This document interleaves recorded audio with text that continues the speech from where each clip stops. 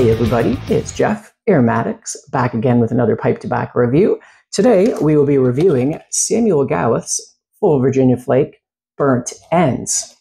Now what this is when they press the Full Virginia Flake in the steam press, the edges that touch get hotter than the rest of the flake itself, and they kind of get burnt. I'll show you what it looks like in a minute.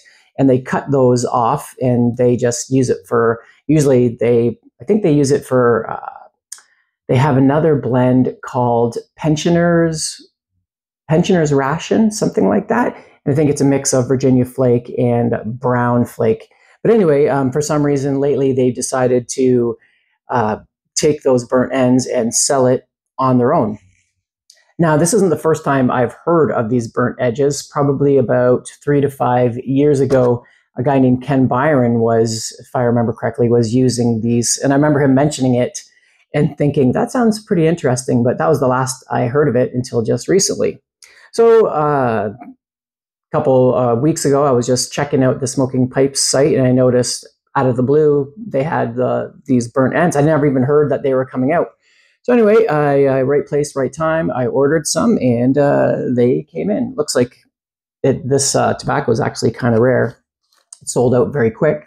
So anyway, I will show you what it looks like here. I've already taken some of them out and cut them up and put them in a jar. So that's what it looks like. I'll probably try to show you some better video of it. That's what they look like in the container. So that's the top part. That's probably where it gets burnt the most. And then, yeah, you can see it's on the inside here. It's a little more light, more traditional looking right there. So a really nice, nice bright Virginia and red Virginias pressed together. Wow, you can really smell. It smells fantastic. So what it smells like to me is prunes.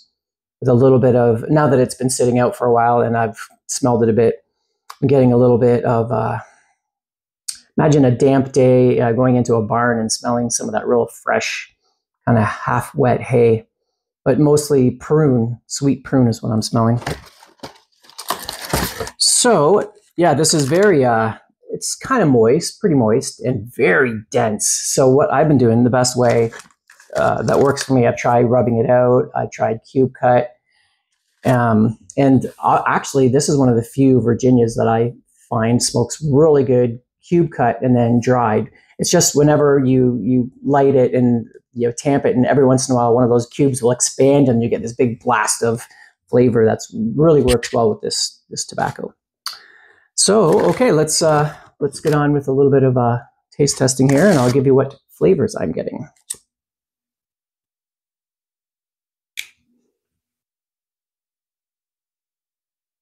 So right away, very traditional Virginia. I was really expecting, I actually didn't expect much because when it comes to just straight Virginias, I figured that Samuel Gawith would probably have some sort of a residual Lakeland topping on there that would kind of overshadow the tobacco. I wasn't really expecting a pure, straight, unadulterated, bright and red Virginia, but that's exactly what you're getting. Probably even more pure than one of my favorites, and that is Quail and Deal's Opening Night. Opening Night seems to have a little bit more honey sweetness to it. I don't know if they actually add that to it, but it seems to be cased a little bit more. This has minimal casings, if anything. It probably just has whatever oil they use to help steam press it. But as far as toppings, there's nothing. As far as Lakeland, I'm surprised that there's no Lakelands left in the presses, or maybe they use a separate press for certain tobaccos that they don't use those Lakelands flavors with, because most of their tobaccos, even if they're not supposed to be sauced, have some sort of a Lakeland perfumey essence. This to me does not have that at all. So I'm getting two types of flavors with this. Let me light again and we'll discuss those.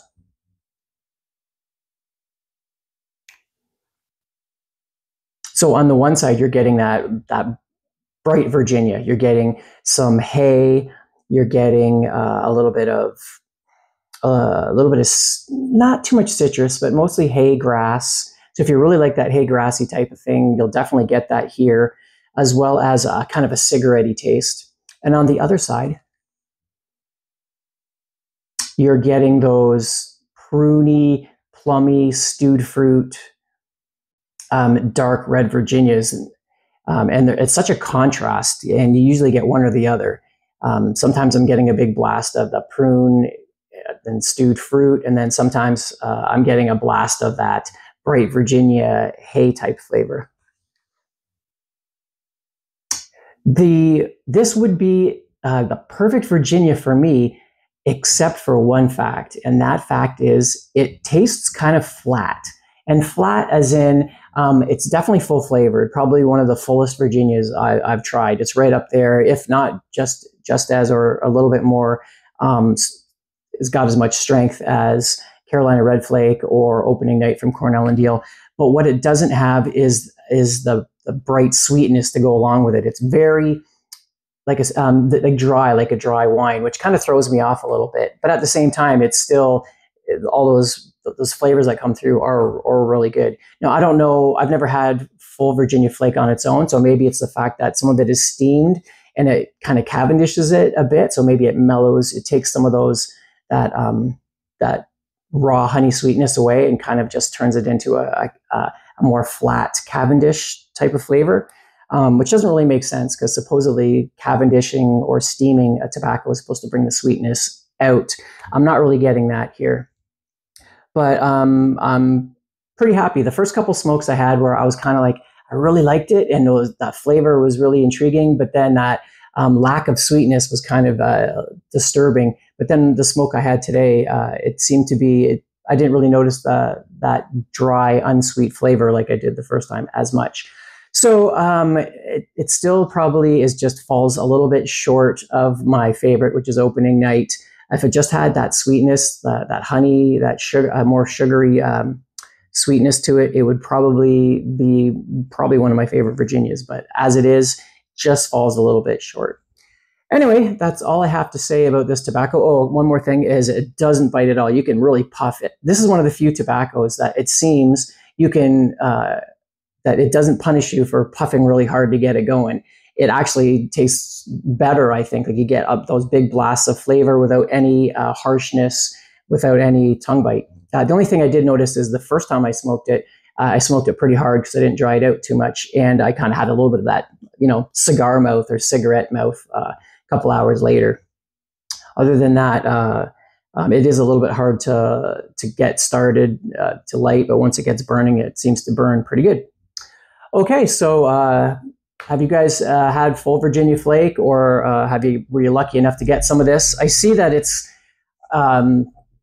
people are already putting it up like on to sell, like to flip it, right? And I think I saw on tin bid or something, it was already going for $100 and some dollars. It goes for 30. It's just a tobacco, there's nothing really special about it. It's full Virginia Flake. It's tasty. It's cool. But it's really, I don't know. But I do plan on sharing this with some friends of mine. It's not all going to be for me. So anyway, I'm going to leave it at that. I hope you guys enjoyed my review, and I will see you on my next one. So until then, aromatics.